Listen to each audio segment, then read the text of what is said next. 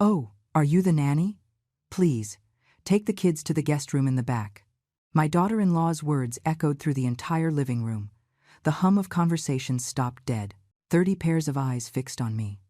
My son, Richard, let out a loud laugh. Victoria smiled, satisfied, waiting for me to obey like just another employee. I stood there in the middle of my own living room, holding the tray of appetizers I had spent hours preparing, in my own house, the house where they lived, thanks to my generosity. Nobody said anything. Nobody defended me. The silence was so thick, I could feel it crushing my chest. I lowered the tray carefully, took my 2 grandchildren by the hand, and walked toward the back room. Every step burned inside me. 70 years of dignity reduced to nothing with a single sentence. The next morning, while Richard was drinking coffee in my kitchen, the doorbell rang. A messenger handed him a sealed envelope. I watched him open the document with that arrogant tranquility he had inherited from his father. I watched his face change color when he read the words. "The property owner requests an urgent meeting to discuss the terms of occupancy." His eyes shot up to me. I was standing by the window, sipping my tea, calm. For the first time in 2 years, I felt like I could breathe again. But let me tell you how we got here. Because this story didn't start that morning. It started 3 days earlier, when I decided to organize a birthday party for my grandson, Liam. 3 days, preparing every detail. The chocolate cake with raspberry filling, his favorite. The gold and white balloons covering the whole living room. The gifts piled up by the main table. More than $1,200 in toys I had pointed out to him in the catalog. All paid for by me. All in my house. My house. Do you understand? The house I bought with the money from my husband's life insurance. The house I opened to my son Richard when he lost his job 2 years ago. "Just for a few months, Mom," he had told me, "until we get back on our feet." 2 years later, they were still here. Victoria was decorating the walls with new paintings. Richard had turned my late husband's study into his personal office. My spaces became smaller and smaller. My bedroom, the small backyard garden, the kitchen in the mornings, before they woke up. But I stayed silent. Because they were my family. Because the grandkids filled me with joy. Because a mother always finds excuses to endure the unbearable. The afternoon of the party, Victoria arrived late. She walked in wearing that emerald green dress that probably cost more than she earns in a month. Of course, because the one financing her whims is me, even if she prefers to forget it. Her hair was fresh from the salon, her nails flawless, her makeup perfect, all while I had spent the morning cleaning every corner of the house. She entered laughing, kissing cheeks, greeting the guests as if she were the owner of the place. My son followed 2 steps behind her, smiling with that empty expression that had settled on his face since he married her. The guests began to fill the living room. Cousins, uncles, neighbors, family, friends. Everyone knew the truth. Everyone knew this was my house, that I had opened the doors for Richard and Victoria to live here, that I paid for the electricity, the water, the gas, the food, but no one mentioned it. It was the uncomfortable secret that floated in the air every time we got together. I was in the kitchen, finishing organizing the food trays, when I heard Victoria's voice rising above the others. She was talking to a young couple I didn't recognize, probably friends from her gym, from those yoga classes she attends with the membership I pay for. I picked up the tray of appetizers and went out into the living room. I smiled. I was ready to be the gracious hostess I have always been. And then, her eyes landed on me. There was no affection in that look. There was no respect. She looked at me the way one looks at something blocking the path. And in front of everyone, with that icy smile she had perfected, she said those words that would change everything. "Oh, are you the nanny? Please, take the kids to the guest room in the back." Time stopped.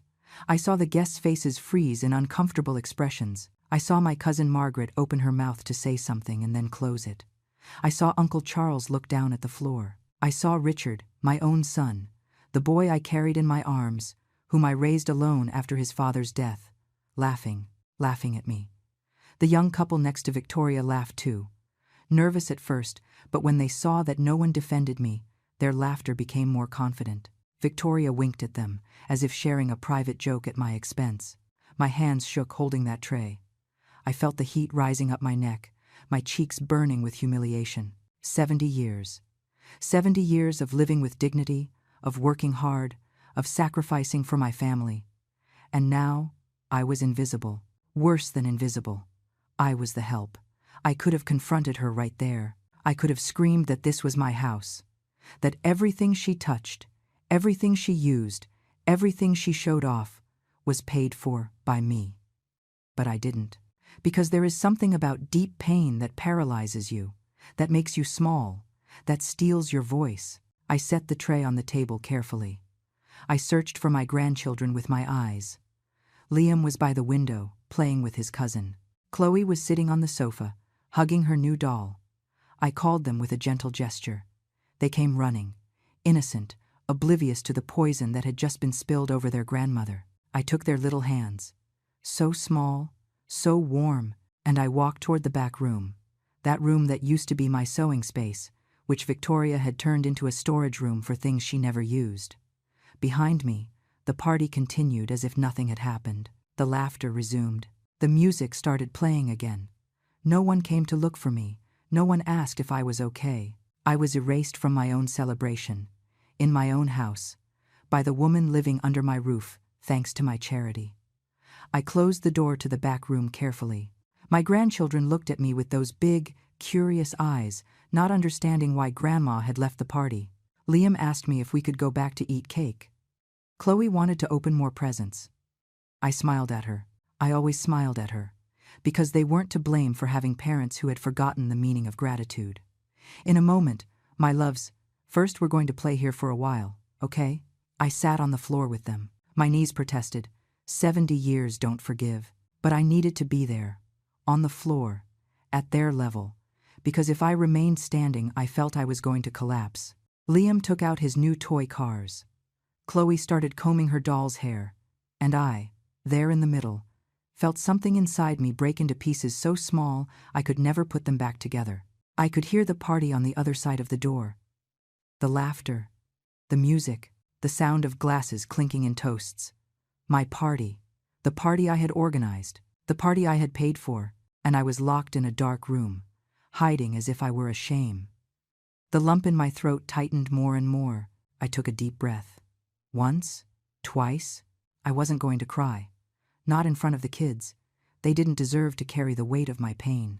An hour passed, maybe more. No one came to look for us. No one knocked on the door to ask if we were okay. It was as if we had ceased to exist the moment we crossed that threshold. Finally, I heard the guests beginning to say goodbye. Voices in the hallway. Thanks for coming. It was a beautiful party. The kids had so much fun. Victoria's voice, sweet and charming, bidding farewell to each person like the perfect hostess. The hostess of my house. When the last guest left, when silence finally fell over the house, I opened the door to the room. The children had fallen asleep on the floor, hugging their toys. I carried them one by one to their beds, Liam first, then Chloe. I kissed them on the forehead. They were the only pure thing left in all of this. I walked down the stairs slowly. The living room was a disaster. Dirty plates everywhere, half-full glasses, napkins on the floor. The balloons were starting to deflate, hanging sadly from the walls. No one had cleaned anything. Of course not. That's what I was for, right? The nanny, the maid, the invisible woman who picked up after everyone had their fun. Richard was on the sofa, checking his phone. Victoria was counting the money they had received as a gift for Liam. They didn't even look up when I walked in. I stood there, looking at them, waiting for an apology, an explanation, something. Anything that indicated they realized what they had done. Nothing. Richard yawned. Party was good, right? The kids had fun. Victoria nodded, without stopping counting the bills. Yeah, although I would have preferred to have it in the garden. But well, with this house being so small, you can't ask for much. Small house. My 4-bedroom house, 2 full baths, front and back garden. The house I had bought with the sweat of years of work alongside my late husband. Small, something in my chest hardened, as if a muscle that had been tense for years finally turned to stone. I'm going to sleep, I said. My voice sounded strange, flat, empty. Richard didn't even answer. Victoria mumbled something about cleaning tomorrow. I went up to my room, the only room that was still completely mine. I locked the door. I sat on the edge of the bed and looked at my hands, wrinkled hands, hands that had worked a lifetime, hands that had raised a son, hands that had built a home, hands that were now trembling with contained rage. I didn't cry. Crying is for when you still have hope that something will change. I had passed that stage. I sat there for hours, in the dark, feeling something ancient and dormant inside me beginning to wake up. It wasn't pain. I knew pain well already. This was different. This was clarity, cold, precise, unbreakable. I thought about my husband, about how we had bought this house 35 years ago, about the nights we spent painting the walls, planting trees in the garden, imagining the future. He had died 10 years ago, but his presence still lived in every corner of this house, and I had allowed strangers to invade it, because Victoria was a stranger. She always had been. I remembered the day Richard introduced her to me. She's different, Mom. She's special. What he didn't tell me is that she was calculating, that she had seen in my son a man without a backbone, easy to manipulate, that she had seen in me a lonely old woman, easy to exploit, and I had let it happen because I loved my son, because I loved my grandchildren, because mothers do stupid things in the name of love. But that night, sitting on my bed, in my room, in my house, I made a decision. I wasn't going to cry. I wasn't going to beg. I wasn't going to wait for them to realize their mistake. I was going to act. At 6 a.m, when the sun was barely starting to filter through the curtains, I grabbed my phone. I looked for a number I hadn't dialed in months. Arthur, my attorney, the same man who had handled my husband's life insurance papers, the same one who had put this house in my name, solely in my name, when Richard was still a teenager. The phone rang 3 times before he answered. Arthur, it's Eleanor. I need you to prepare some documents. It's urgent. My voice didn't shake. For the first time in 2 years, my voice sounded firm, strong. Mine. I heard the silence on the other end of the line. Then, his professional voice. Tell me what you need. A formal notice. For my son and his wife, regarding the terms of occupancy on my property. Another silence. Longer this time. Are you sure, Eleanor? I have never been more sure of anything in my life. All right. I'll have it ready for tomorrow. I hung up. My hands weren't shaking anymore. The weight on my chest had disappeared. For the first time in years, I felt light. I went down to the kitchen. I made my coffee. I sat by the window, looking at the garden I loved so much, and I waited. Richard came down at 9 a.m, dragging his feet, with that hangover face he got every time he drank too much wine at parties. He saw me sitting at the kitchen table, drinking my coffee, and barely greeted me with a grunt. He opened the refrigerator, looking for the eggs I always prepared for him. He waited. I kept drinking my coffee, looking out the window. You're not making breakfast? He asked, with that tone of annoyed surprise. Not today, I replied without looking at him. There's cereal in the pantry. I heard him snort, close the refrigerator harder than necessary. But he didn't say anything else. He took a box of cereal and served himself like a spoiled child who just discovered Mom isn't going to pamper him. Victoria came down half an hour later, perfectly groomed as always, in her brand-name activewear that I had given her for her last birthday. She looked at me with that superficial smile she used when she needed something. Eleanor, could you watch the kids this afternoon? I have an appointment at the spa with the girls. Eleanor. She didn't even call me Mom. She never had. I can't, I said, keeping my voice neutral. I have an appointment. Her eyebrows arched. An appointment? You. As if it were inconceivable that a 70-year-old woman had a life of her own. Yes, me. Victoria exchanged a look with Richard. That look I had seen 1,000 times. That look that said, "Your mother is being difficult again." Well, Victoria said with a tense voice, you'll have to cancel it. I already paid for the spa appointment and... I am not canceling anything, I interrupted her, setting my mug on the table with a sharp thud. Call a babysitter? I'm sure you can afford one, right? Especially with all the money you save, living here for free. The silence that followed was brutal. Richard stopped chewing his cereal. Victoria froze, her mouth slightly open. "Excuse me?" Victoria said, her voice going up an octave. "You heard me perfectly." Richard stood up. "Mom, what is wrong with you? Why are you being like this?" "Like what, Richard? Like a person who deserves respect in her own home?" "Oh my God!" Victoria let out a dry laugh. "Are you still resentful about yesterday?" "It was a joke, Eleanor. An innocent joke." "A joke," I repeated, savoring the words. "Calling me the nanny in front of 30 people, in my own house, at the party I organized and paid for. It was a joke." "You're exaggerating," Richard intervened, using that condescending tone he lately used for everything I said. "Always so dramatic, dramatic." The same word his father used when I complained about something, the same word I had swallowed for 40 years of marriage. But my husband had at least respected me. At least he had worked. At least he had been a man. "I think," I said slowly, "that you two have forgotten something very important." "And what is that?" asked Victoria, crossing her arms. Before I could answer, the doorbell rang. The three of us stood motionless. I knew exactly who it was. I had been waiting for him all morning. "I'll get it," I said, getting up from the table. I walked to the door. A young messenger greeted me with a professional smile. "Mr. Richard Davis." "One moment," I told him. I turned toward the kitchen. "Richard, it's for you." I watched him approach, confused. The messenger handed him a sealed manila envelope and a tablet to sign. Richard scribbled his signature, took the envelope, and closed the door. "What is this?" he murmured, tearing the paper. I sat back down in my chair. I took my coffee, which was already cold, but I didn't care. This was worth it. I watched his eyes move from left to right as he read. I watched the color leave his face. I watched his hands start to shake, holding the document. "What does it say?" asked Victoria, stepping closer. Richard didn't answer. He kept reading, once, twice, as if the words were going to change if he read them enough times. Victoria snatched the paper from his hands. Her eyes widened as she read. Her mouth opened. Then it closed. Then it opened again.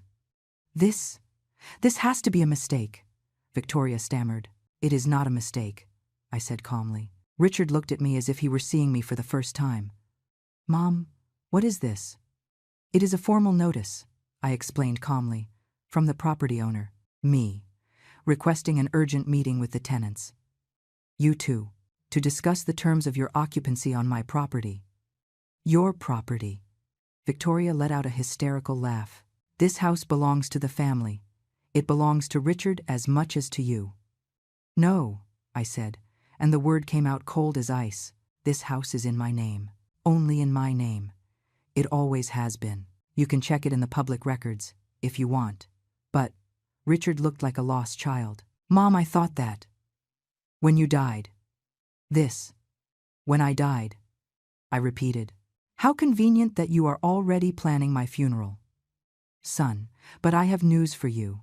I am still very much alive, and very tired of being treated like the maid in my own house." "Nobody treats you like a maid," Richard protested. "No," with coming lies. I stood up, looking him straight in the eye. "Yesterday, your wife called me the nanny. You laughed. I was sent to the guest room at my own party. And this morning, your wife assumed I was going to cancel my plans to watch her kids while she goes to the spa. A spa that I will probably pay for too, because I pay for everything in this house. That's not." Richard tried to speak, but couldn't find the words. "It's not that. Is it not true? Tell me, how much rent do you pay? How much do you contribute for utilities? For food? For maintenance?" Silence. "Exactly. Nothing. You pay nothing. You live here for free. You eat here for free. You clothe yourselves, have fun, exist here for free. While I, at 70 years old, remain the only one keeping this roof over your heads. Mom, Richard is looking for a job. You know that. It has been 2 years, Richard. 2 years of excuses. 2 years of promises. And instead of improving, every day you treat me worse. As if I owed you something. As if this were your house and I were the guest." Victoria dropped the document on the table. "You can't kick us out. We are your family." "Family is respected," I said. "Family is cared for. Family does not humiliate their elders in front of strangers." "It was a joke," Victoria insisted. but her voice had lost all its previous confidence. No, it was an insult. And it was the straw that broke the camel's back. Richard slumped into a chair. He looked genuinely lost. What do you want us to do? I want you to read that document. I want you to understand that this house is mine.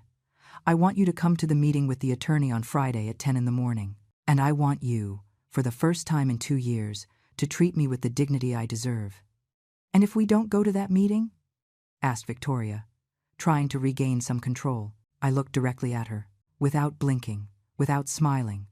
Then on Friday at 10 to 1, I will begin the legal eviction process. The words fell like stones in still water. Richard covered his face with his hands. Victoria looked at me with pure hate. But I didn't care anymore if they hated me. I cared that they respected me. Now, if you'll excuse me, I said, taking my purse from the table. I have that appointment I mentioned. I walked toward the door, feeling taller than I had in years. I left the house without looking back. My hands were still shaking, but not from fear.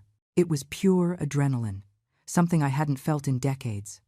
I got into my car, that silver sedan I had bought with my own money 5 years ago, and drove aimlessly for half an hour. I needed to process what I had just done. I needed to make sure I wasn't going to back down. I ended up at the coffee shop where I used to meet with Susan, my lifelong friend. The only person who had the courage to tell me the truth during these 2 years, the only one who hadn't pretended everything was fine when it clearly wasn't. I called her from the parking lot. She answered on the second ring. Susan, are you free? I need to talk to you. I heard the background noise of her house. Give me 20 minutes. I'll meet you at our usual spot. I entered the shop and ordered a latte. I sat by the window, watching people pass by. Young mothers with strollers, elderly people walking slowly, couples holding hands. The world kept turning while mine had just flipped completely. Susan arrived with her usual energy, 72 years old, and she still walked like she was 50. She sat across from me, studied my face, and smiled. You did it. It wasn't a question. How do you know? Because you have that look of a woman who just got her life back. I told her everything. The party, the humiliation, the early morning decision, the notice. Richard and Victoria's faces that morning. I didn't omit any detail. Susan listened in silence, nodding occasionally, squeezing my hand when my voice cracked, remembering the most painful parts. When I finished, she sighed deeply. It was about time, Eleanor. It was about time. Do you think I'm doing the right thing? I asked, needing to hear it from someone else. The right thing. Susan leaned forward. Eleanor, you've been walked all over in your own house for 2 years. You've paid for everything. You've endured everything. You've sacrificed your comfort, your space, your peace of mind. And for what? So your daughter-in-law can call you the nanny in front of the whole family? But they are my family. The family that respects you deserves your loyalty. The family that humiliates you deserves your distance. Susan drank her coffee. Richard is your son, yes, but he stopped behaving like one a long time ago. And that woman? That woman never saw you as family. She saw you as a wallet with legs. Her words were harsh, but true. So true they hurt. And if I regret it, then you back down. But something tells me you won't. Because what I saw in your eyes when you arrived isn't doubt. It's determination. Welcome back, Eleanor. Haven't seen you in a while. We stayed at the coffee shop for 2 hours. We talked about everything and nothing. About her grandkids, her trips, her plans. She reminded me that life didn't end at 70, that there was still time to live, to enjoy, to be myself without apologizing for existing. When I returned home at noon, the atmosphere had changed completely. Richard and Victoria were in the living room, talking in low voices. When they saw me enter, they shut up immediately, like trapped children, planning something. I went up to my room without saying a word. I needed to keep my distance, maintain firmness. I couldn't let myself soften by sad faces or manipulative words. That night, at dinner time, no one came down. It was the first time in 2 years I didn't prepare food for everyone. I made myself a light soup, sat alone in the kitchen, and ate in peace. The silence was uncomfortable, but also liberating. At 8 at night, I heard footsteps on the stairs. Richard appeared in the kitchen.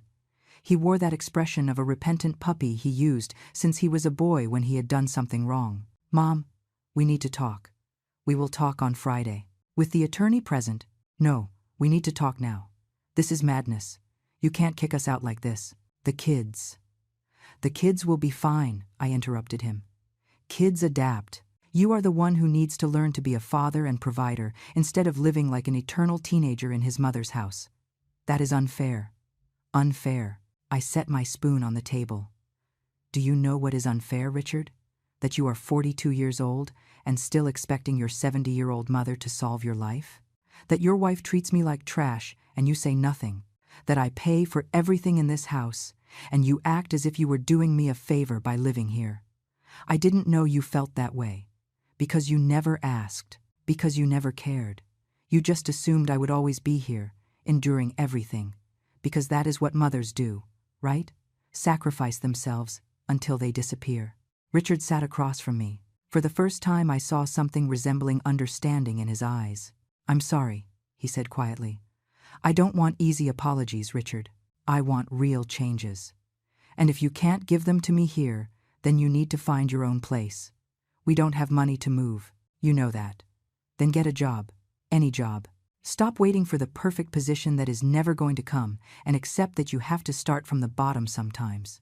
There are men your age working in supermarkets, at gas stations, in whatever it takes to support their families. Why can't you?" The silence that followed was crushing. Richard looked at the table as if the answers were written there. "Victoria wouldn't want me to." "Victoria." I laughed humorlessly. "Victoria, who doesn't work. Victoria, who goes to the spa and the gym with my money. Victoria, who called me the nanny in my own house. That Victoria decides what kind of job is worthy of you. It's more complicated than that." "No, Richard. It is very simple. You are a grown man living off his mother because you are afraid to disappoint a woman who doesn't even respect you." The words came out harsher than I intended, but they needed to come out. They needed to be said. Richard remained silent for long minutes. Then he stood up. "I'll talk to Victoria," he said finally. "No. Talk to yourself first. Decide what kind of man you want to be. Decide if you want to keep being your wife's puppet or if you want to be the father your children need." I watched him go up the stairs slowly, with his shoulders slumped. A part of me wanted to run after him, hug him, tell him everything would be okay. But that part of me, the overprotective mother who had ruined him with her blind love, needed to die. That night, lying in my bed, I heard raised voices in Richard and Victoria's room. I couldn't make out the words, but the tone was clear. She was furious. He was trying to calm her down. It was the same dynamic as always. I grabbed my phone and sent a text to Arthur, my lawyer. "All set for Friday." His reply came 2 minutes later. "Everything prepared. I have the property deeds, the utility bills in your name, and the legal options we discussed. Stay sure." My fingers moved over the keyboard without hesitation. Completely sure. "Good. See you Friday at 10. And, Eleanor, you are doing the right thing." I put the phone away and closed my eyes. For the first time in 2 years, I slept through the night without waking up, without nightmares, without that constant weight on my chest that accompanied me every morning. Something had changed. I had changed, and there was no turning back. The following days passed in a strange stillness. Richard and Victoria avoided me. I went about my normal life. I cooked only for myself. I cleaned only my space. I behaved exactly like what I was.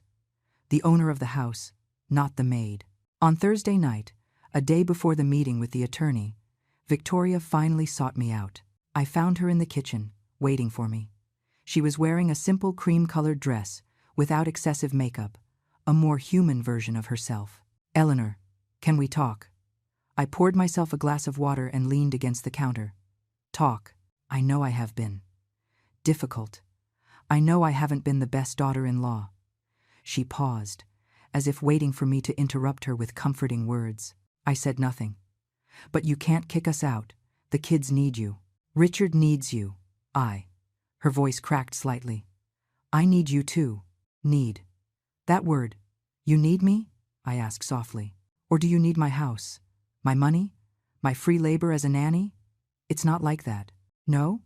Then tell me, Victoria, when was the last time you asked me how I was? When was the last time you thanked me for something? When was the last time you treated me like something more than a useful piece of furniture? Victoria opened her mouth to answer, but nothing came out. Her eyes filled with tears, tears that could have been real or could have been calculated. At that point, I didn't care to distinguish. I didn't know you felt that way, she said finally, with a trembling voice. Everyone says the same thing. Richard said exactly the same thing last night. Do you know why you didn't know? Because you never asked. Because you never cared enough to ask. Eleanor, please. She stepped closer. I know I made a mistake the day of the party. It was cruel. It was stupid. But I was stressed. I had drunk a little wine. And you showed who you really are when you let your guard down? I interrupted her. People don't become cruel by accident. Victoria, you don't humiliate someone in front of 30 people by mistake. You do it because deep down, that is what you really think. That I am less than you. That I am the help. That I am expendable. That's not true. Then tell me, why do you never call me Mom? In 5 years of marriage to my son, not once have you used that word with me. Always Eleanor, as if I were your landlady, your employee, anything but family. Victoria remained silent, because she knew I was right, and there was no way to deny it without blatantly lying. I can change, she said after a long moment. I can be better. We can be better. Give me a chance to prove it to you. You had 2 years of chances. 2 years in which you chose to treat me a little worse every day. 2 years in which you assumed I was always going to be there, enduring. Because grandmothers don't have options, right? They just have to accept what they're given. Please. Her voice broke completely. Don't kick us out. Where are we going to go? We have nothing. And there it was, the naked truth. They had nothing, because they had lived these 2 years like parasites, consuming everything I provided without saving a single cent, without making a single sacrifice, without planning a single day of the future. That, I said quietly, is not my problem. Victoria looked at me as if I had slapped her, as if she couldn't believe those words had come out of my mouth. How can you be so cold, so cruel, cruel? The word made me laugh without humor. Victoria, I have been anything but cruel. I have been generous to the point of stupidity. I have been patient to the point of humiliation. I have been kind until I became invisible. But no more. The cruelty was yours. I am just reclaiming what was always mine. My dignity. The kids are going to hate you, she said. And there was a threat in her voice. I walked closer to her. I looked her directly in the eyes, and I spoke with an icy calm I didn't know I possessed. The kids are going to understand one day that their grandmother respected herself, and if you are vindictive enough to turn them against me, then you will only confirm that I made the right decision. Victoria stepped back, surprised by the tone. Then her expression changed. The fake face of vulnerability vanished, and what remained was pure rage. Fine, she spat the word. If that's how you want it, that's how it will be. But don't think you're going to be able to see your grandkids after this. I'm going to keep them away from you as much as I can. They are going to grow up without knowing who you are. Then, I said softly, you are going to confirm before a judge that you are capable of using your children as weapons. Very useful information for my attorney. Her eyes widened. She hadn't thought of that. You wouldn't dare.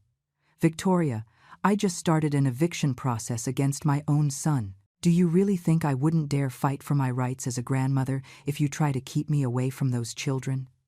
I saw her swallow hard. I saw her realize she had completely underestimated who she was dealing with. I wasn't the compliant old woman she could manipulate anymore. I was someone different, someone stronger. Victoria left the kitchen without saying another word. I heard her footsteps going up the stairs quickly. I heard when her bedroom door slammed shut, and then the sound of raised voices began again. I stayed alone in the kitchen, standing by the counter, holding my glass of water with steady hands. No shaking, no tears, no regret. That night I barely slept, not out of fear or doubt, but out of anticipation. Tomorrow was the day. Tomorrow everything would become official. Tomorrow they were going to understand, in front of a lawyer, with legal documents on the table, that their time of living for free was over. At 6 in the morning I was already awake. I took a long bath. I put on my best gray pantsuit, the one I used for important occasions. I applied my makeup with care. I combed my hair back into an elegant bun. When I looked in the mirror, I saw the woman I had been before life, and marriage softened me too much. I saw strength. I saw determination. I went down to eat breakfast. Richard was already in the kitchen, drinking coffee. He looked terrible. Puffy eyes, unshaven beard, wrinkled clothes. Probably hadn't slept at all. "Good morning," I said with neutrality. "Good morning," he replied without looking at me. I prepared my breakfast in silence. Toast with jam, orange juice, another coffee. I sat in my usual spot by the window. "Are you really going to do this?" asked Richard after several minutes of tense silence. "Yes," end quote. "And if I promise you things are going to change?" "You already promised that 2 years ago, when I opened the doors of this house to you. You said it would be temporary. You said you would look for work. You said you would save for your own house. Which of those promises did you keep?" Richard didn't answer, because we both knew the answer. "Mom, he started, but his voice cracked. For a moment, just a moment, I felt my resolve waver. He was my son, my only son. The baby I had held, the boy I had raised alone after being widowed, the young man I had sent to college with so much sacrifice. But then I remembered the laughter, his laughter when Victoria called me the nanny, his laughter joining hers while I was humiliated, and the moment of weakness passed. "Richard, you chose your wife.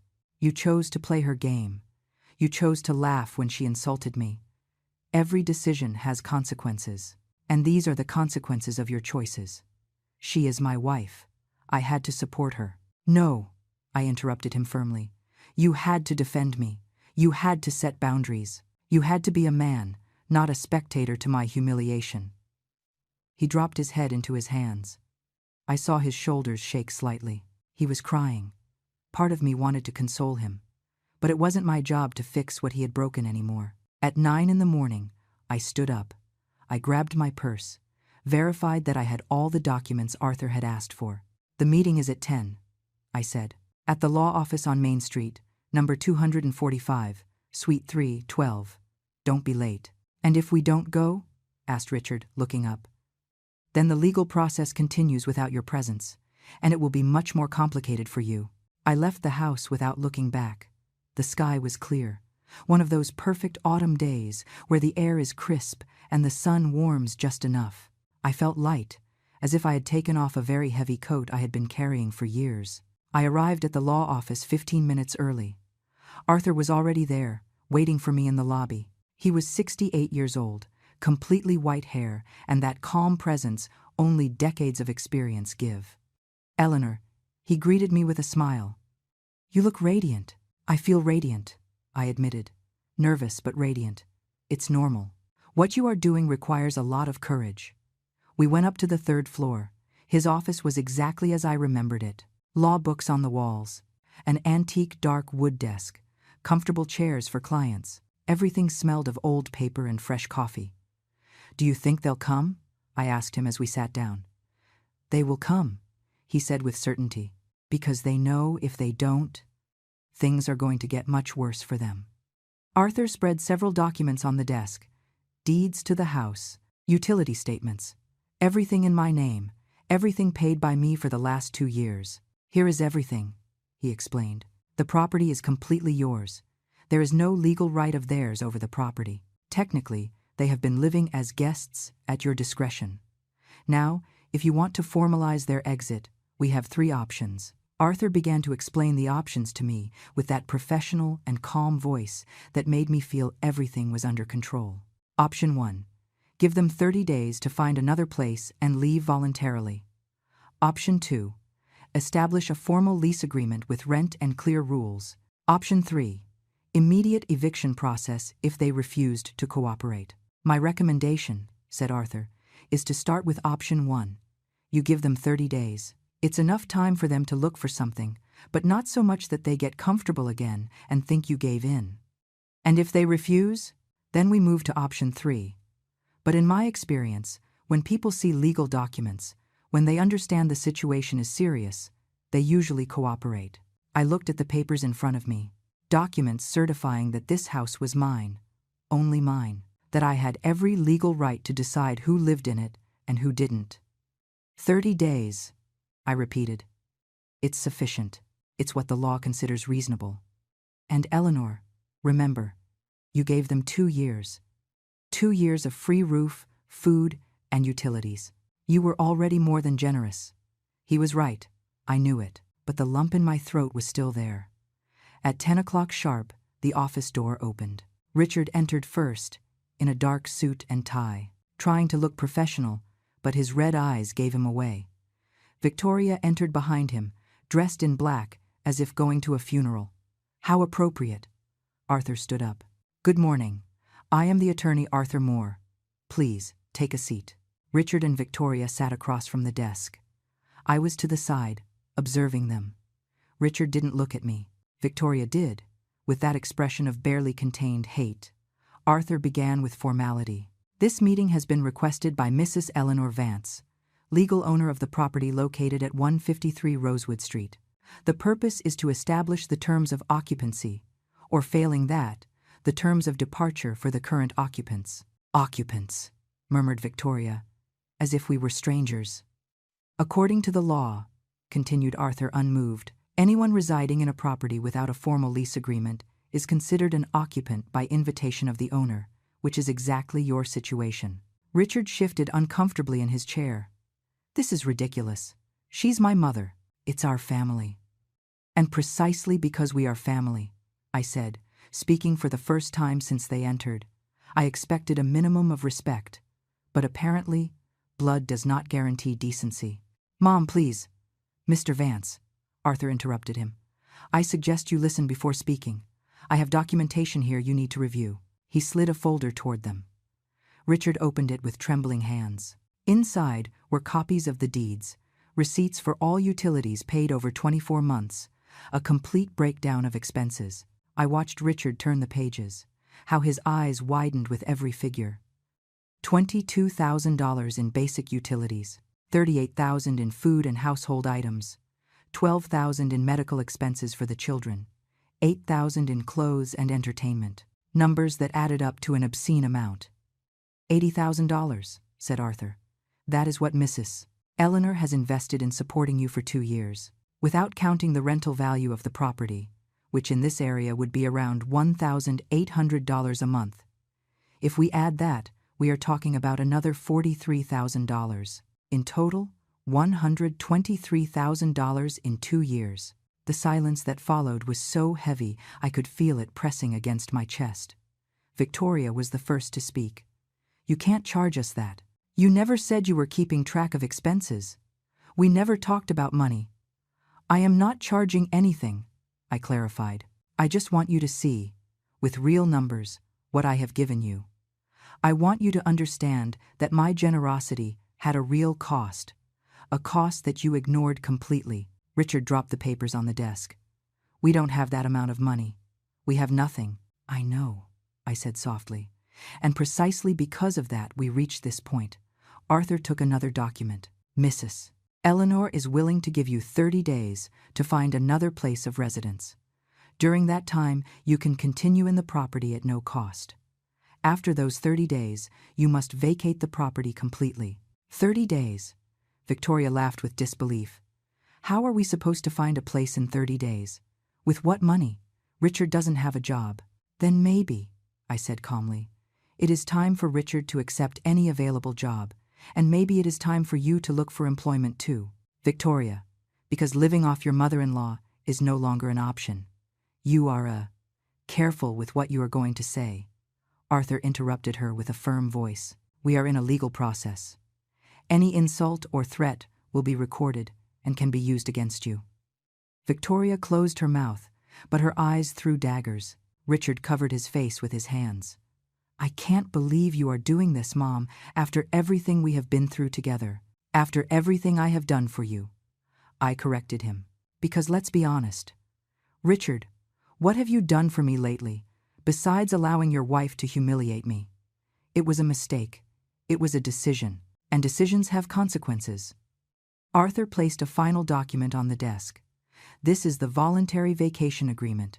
If you sign it today, you commit to vacating the property in 30 days. If you don't sign it, we will proceed with the legal eviction, which will take more time but will be much more complicated and costly for you. You could even have trouble renting in the future with an eviction on your record. Richard looked at the document, then he looked at me. You are really going to force us to do this? You forced me to do this, I replied. The day you allowed your wife to treat me like trash. The day you forgot that everything you have is thanks to me. Redated. The day you decided to be a husband before a son, but in the most cowardly way possible. And the kids? Asked Victoria. Have you thought about them? About how this is going to affect them? The kids are going to learn a valuable lesson, I said. They are going to learn that actions have consequences. They are going to learn that you cannot bite the hand that feeds you, and they are going to learn that their grandmother respects herself, which is more important than any material comfort. I will never forgive you for this, said Victoria coldly. I don't need your forgiveness. I needed my dignity back, and now I have it. Arthur pushed the document toward Richard. You have two options. You sign this now and keep some control over the situation. Or you don't sign, and we let the law run its course. What do you decide? Richard took the pen with shaking hands. He held it over the paper for long seconds. I watched him debate internally. I saw the exact moment he gave up. I'll sign. Victoria looked at him with disbelief. Are you seriously going to sign that? We have no choice, said Richard with a dead voice. There is always a choice. We can fight this. We can. We can't do anything, Richard interrupted her. It's her house. It always was. And she has every legal right to kick us out. Victoria glared at me. But she took the pen. And she signed. With so much force, she almost tore through the paper. Arthur collected the document. Good. You have until January 8th to vacate the property completely. That includes all your personal belongings. Mrs. Eleanor will perform a final inspection that day. If there are damages to the property, corresponding legal measures will be taken. Richard stood up. He looked 10 years older than when he had entered. That's it. That's it, confirmed Arthur. Richard headed for the door. Victoria followed him, but before leaving, she turned to me. I hope it's worth it, she said. I hope your pride keeps you warm at night when you are alone in that big, empty house. My peace of mind is worth more than any toxic company. I replied without flinching. The door closed behind them. The silence that remained was different. It wasn't the uncomfortable silence from before. It was a clean, liberating silence. Are you okay? Asked Arthur. I stared at the closed door. I thought about Richard, about the grandkids I might not see for a while, about the family holidays that would now be awkward, about everything that had just changed forever. Yes, I said finally. I'm okay. For the first time in a long time, I am okay. I left the law office with a strange sensation in my chest. It wasn't exactly happiness. It wasn't sadness either. It was something in between. A mix of relief, emotional exhaustion, and a strange peace I hadn't felt in years. Arthur walked me to the parking lot. Before saying goodbye, he put his hand on my shoulder. You did the right thing, Eleanor. I know it doesn't feel like it now, but in time, you will see it clearly. Thank you, Arthur, for everything. That's what I'm here for.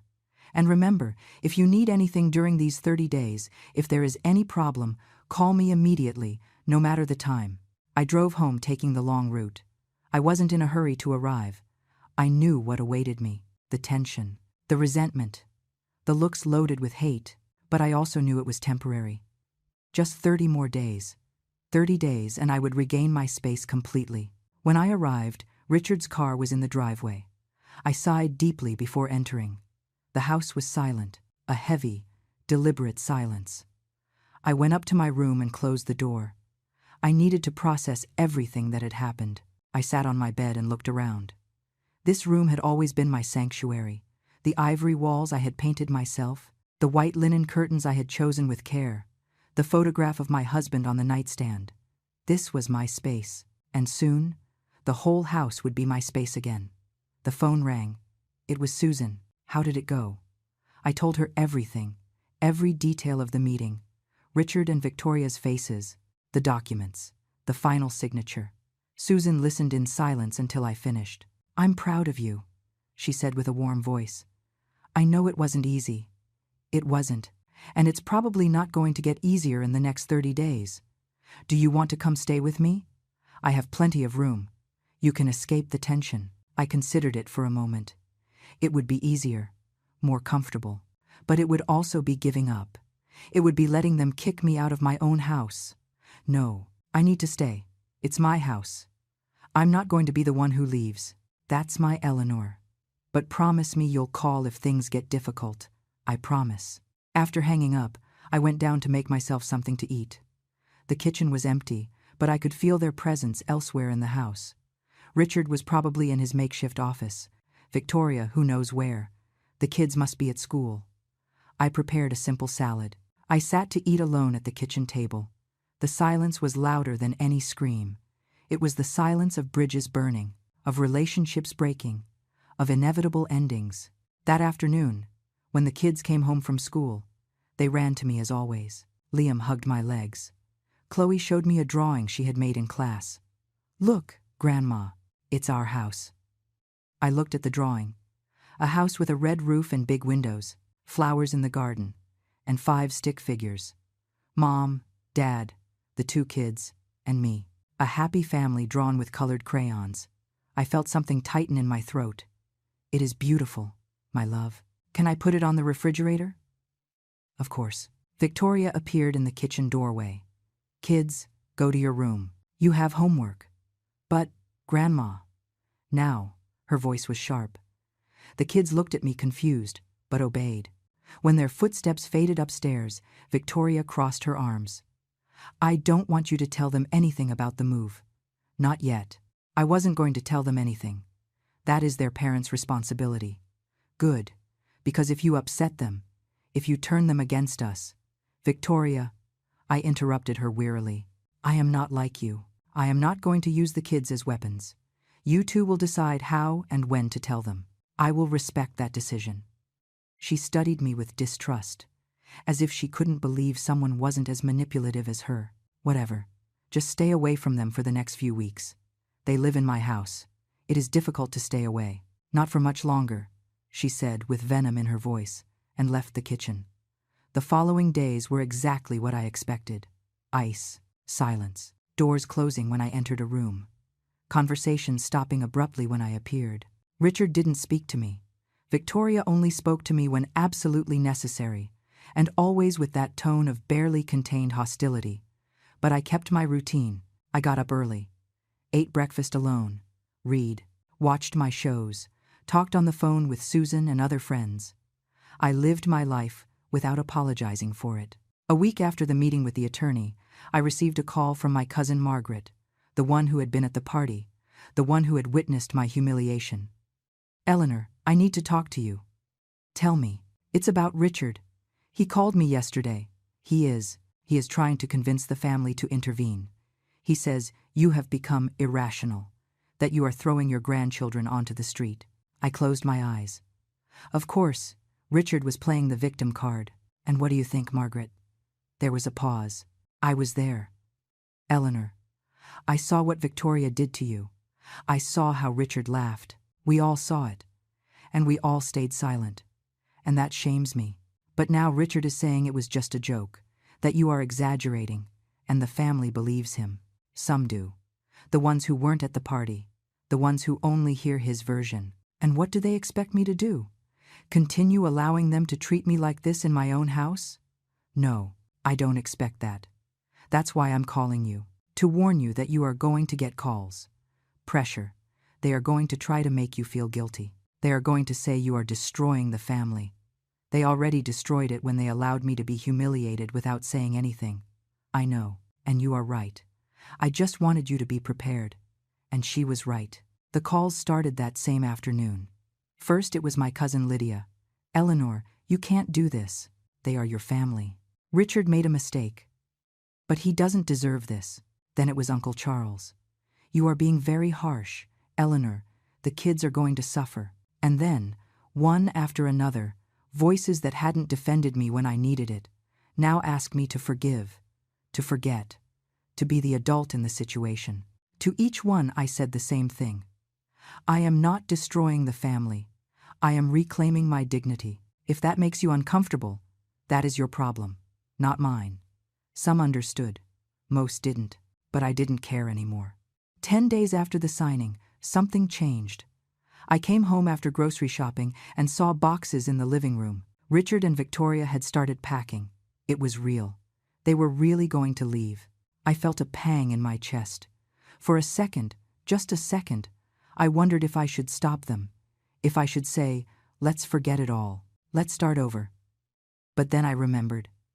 I remembered the laughter. I remembered the looks of contempt.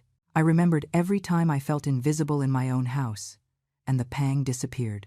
That night, Richard knocked on my bedroom door. It was the first time he tried to talk to me since the meeting with the lawyer. Can I come in? Go ahead. He entered slowly, as if walking on a minefield. He sat on the chair by my bed. We found a place, he said in a low voice. It's small. A 2-bedroom apartment across town. The rent is $1,200 a month. I'm glad you found something. I got a job. That surprised me. I looked up. Doing what? Warehouse supervisor. It's not what you studied. It's not what I expected. But it pays $2,800 a month. With Victoria's job as a receptionist, which pays $1,900, we can cover the rent and the basics. Victoria got a job too. She had no choice. None of us did. We stayed silent for a moment. Do you know what the worst part of all this is? Asked Richard. It's not having to move. It's not having to work in a warehouse. It's realizing you were right about everything. I became someone I don't recognize. Someone who allows his wife to humiliate his mother. Someone who lives off his mother at 42 without feeling shame. Richard. No, let me finish, please. He took a deep breath. I spent these last few days very angry with you, telling myself you were cruel, that you were unfair. But the truth is, you simply stopped allowing what we were doing wrong. And that terrified me. Because it meant we had to finally grow up, that we had to be responsible adults. I looked at him. Really looked at him. And for the first time in a long time, I saw a glimmer of the son I had raised, of the man he could be if he allowed himself. It is never too late to change, I said softly. Will you be able to forgive me someday? I already forgave you, Richard. What I am not going to do is allow you to treat me like that again. Forgiveness does not mean forgetting, nor does it mean going back to how things were. I understand. He stood up. The kids ask why we are moving. What did you tell them? That it is time we had our own house? That grandma needs her space?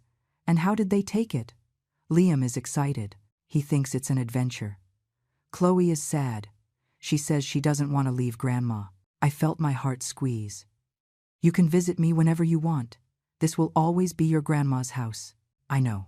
Thanks. Richard walked toward the door, but stopped before leaving. One more thing. I talked to Victoria about how she treated you, about the party. I told her that when we move, things are going to be different. That if she wants our marriage to work, she has to learn to respect my mother. And what did she say? She said she would try. I don't know if she means it, but at least she said it. After he left, I sat on my bed, processing the conversation. There was a small part of me that wanted to believe things could get better between us. But I also knew words are easy. Actions are what really count. The following days, the house was filled with activity. More boxes. More packing. Victoria had hired a moving company for the last day. I kept to my routine, watching from a distance as my house slowly emptied of their presence. One afternoon, while I was drinking tea in the living room, Chloe came down the stairs with her unicorn backpack. She sat next to me on the sofa, closer than usual. Grandma, you don't love us anymore. The question went through me like a dagger. My love, why do you ask that? Because Mommy says you are kicking us out of the house. I took a deep breath. I controlled the rage I felt toward Victoria for putting those words in the head of a 6-year-old girl. Chloe, look at me. I took her small hands between mine. I love you more than anything in the world. You and your brother. I am always going to love you. But sometimes, adults need to make changes. Your daddy and mommy need their own space. And Grandma needs hers too. But we aren't going to live with you anymore. You aren't going to live here, but you are going to visit me all the time, and I am going to visit you. Nothing changes between us. My sweetheart, Grandma is always going to be here for you. Promise. Promise. Chloe hugged me. I felt her tears wetting my blouse. I held her tight, wishing I could protect her from the pain we adults cause with our decisions, but also knowing this was a necessary lesson, that she would see how her grandmother respected herself, and someday, when she was big, she would understand. When Victoria came down and saw the scene, her expression hardened. "Chloe, stop bothering your grandmother. Come help me with your room." "She is not bothering me," I said firmly. Victoria ignored me. "Chloe." Now, the girl pulled away from me reluctantly. Before going up, she looked at me with those big, sad eyes. I winked at her. I tried to smile. She returned a small smile before disappearing up the stairs. 2 days before the move, the doorbell rang in the mid-afternoon. I opened the door and found 3 women I recognized from the PTA meetings at the kids' school. Friends of Victoria. "Mrs. Eleanor?" said the tallest one, a woman of about 35 with designer glasses. "Yes, we are friends of Victoria. We came to talk to you. Victoria is upstairs.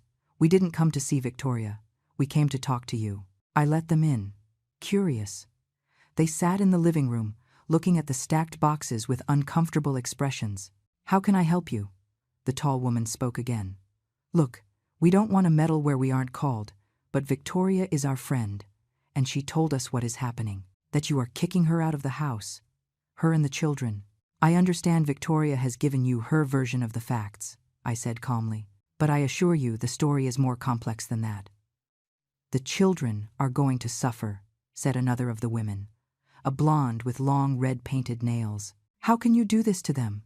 They are your grandchildren. My grandchildren are going to be perfectly fine. They are going to have a roof over their heads, food on the table, and parents who are finally taking responsibility for their lives." "But Victoria says you are a millionaire," intervened the third woman, "that you have this huge house just for you. Wouldn't it be easier to share?" I felt indignation rise up my throat. I am not a millionaire. I am a 70-year-old woman who worked her whole life, who was widowed 10 years ago, and who made the mistake of being too generous with her family. And now I am correcting that mistake.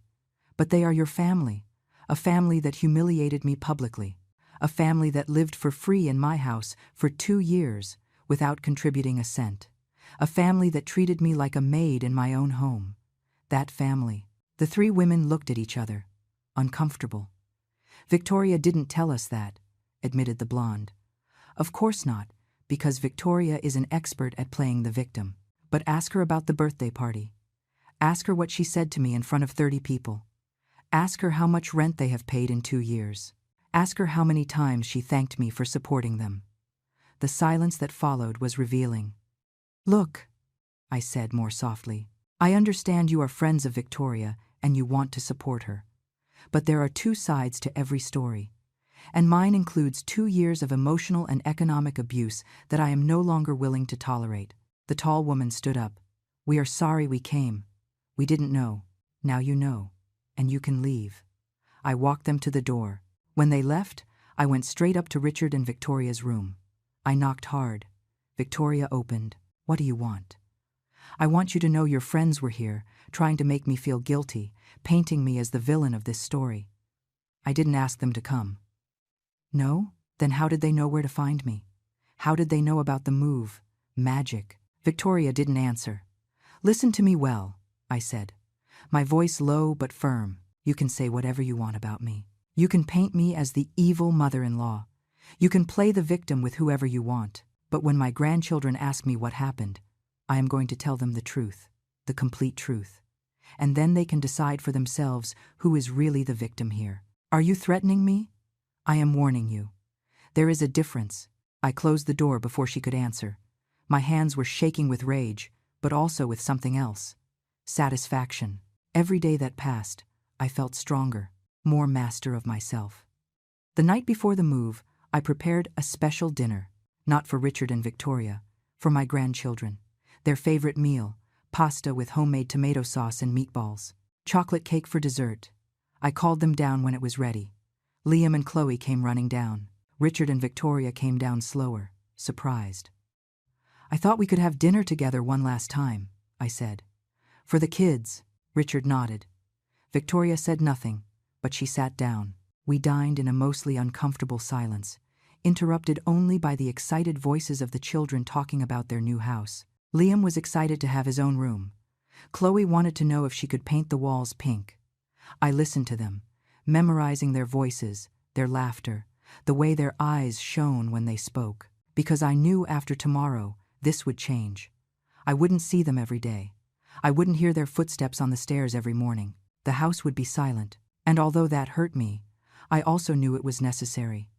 After dinner, I helped the kids bathe for the last time in that house. I read them a story before bed. I kissed their foreheads and told them how much I loved them.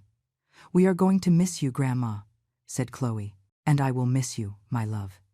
But we are going to see each other soon, I promise." That night I couldn't sleep. I stayed awake, listening to the sounds of the house. The clock in the living room striking the hours, the wind against the windows, the familiar creaks of the old wood. This house had been my home for 35 years. I had raised my son here. I had loved my husband here. I had grown old here. And tomorrow, it would be just mine again. At 6 in the morning, the moving truck arrived. I watched from my bedroom window as 4 men began loading boxes and furniture. Richard directed the operation. Victoria supervised, making sure nothing was left behind. By 10, the house was almost empty. The rooms Richard, Victoria, and the kids had occupied were stripped of life. Only the marks on the walls where they had hung pictures remained. The dents in the floor where the furniture had been. Richard came to find me. "Everything is done. We're leaving." I went down the stairs. The kids were by the door, with their backpacks on. Chloe had tears in her eyes. Liam was trying to be brave. I knelt in front of them, ignoring the pain in my knees. "I love you both so much. Don't ever forget it. And remember, this will always be your house. You can come whenever you want." "When are you going to visit us?" asked Liam. "Very soon. As soon as you get settled." I hugged them tight, very tight. Chloe sobbed against my shoulder. Liam squeezed my neck with his little arms. Richard had to separate them gently. "Let's go, kids. It's time to go." I watched them walk toward the car. Richard was carrying the last bags. Victoria was already in the driver's seat, looking at her phone, avoiding looking at me even in that last moment. The kids turned one last time to wave goodbye. I waved back, smiling despite the lump in my throat. Richard approached me before getting in the car. For a moment, he seemed to want to say something profound, something meaningful. But in the end, he only said, "Thanks for everything. I know I didn't say it enough during these 2 years. But thank you. Take care of your family, Richard, and take care of yourself." He nodded. I saw something wet in his eyes. Then he turned around and got in the car. The engine started and, in a matter of seconds, they disappeared down the street. I stood in the doorway for a long time. The silence they left behind was deafening. Slowly, I went back inside the house. I closed the door, and for the first time in 2 years, I locked the deadbolt in the middle of the day. I walked through every room, the empty bedrooms. The study Richard had turned into an office, now stripped of his things. The kids' room, without their toys or their laughter. Everything was silent. Everything was empty. I sat on the living room sofa, my sofa, in my living room, in my house, and I cried, not from sadness, not completely. They were tears of liberation, of relief, of grief for what could have been and never was, and of hope for what could come. I cried for half an hour, maybe more, until there were no more tears left. And when I finally dried my eyes, I felt lighter, as if I had let go of a weight I had been carrying for so long. I had forgotten what it was like to walk without it. I grabbed my phone and called Susan. "They're gone," I said when she answered. "How are you?" "Tired, sad, but also free, for the first time in years."